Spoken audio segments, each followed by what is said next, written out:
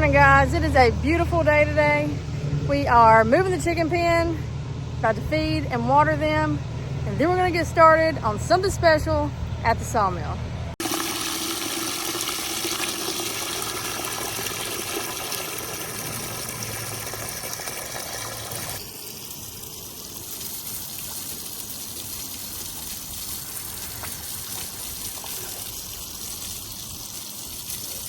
Good morning, everybody. It may not be morning when you're watching this video, but it's morning right here at the Wallace Farm and Sawmill. And this morning we are working on a poplar log.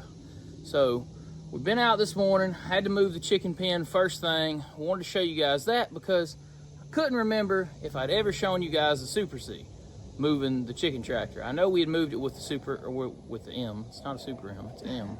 I know it has the disc brakes, but it still shows up on the serial as a M. Not sure exactly on that, but if you do know, comment down below.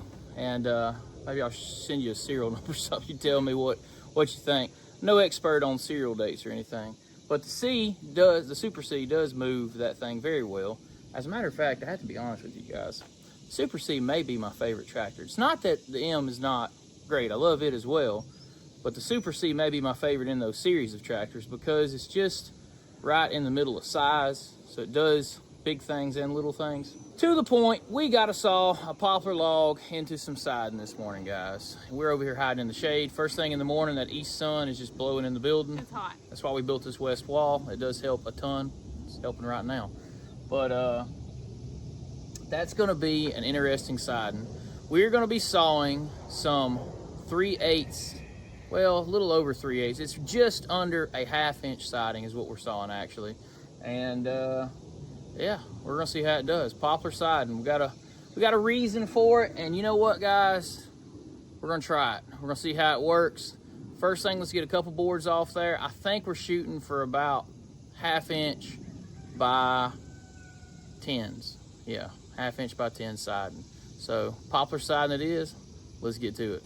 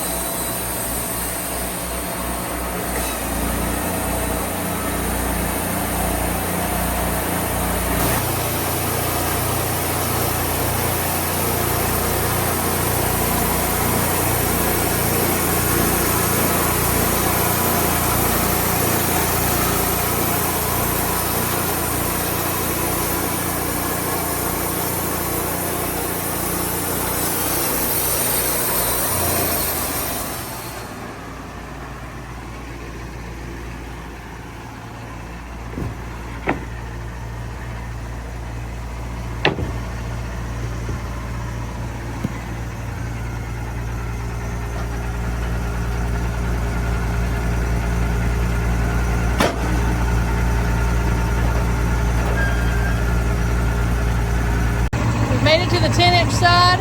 Now we're just going to go down from here and get that siding cut.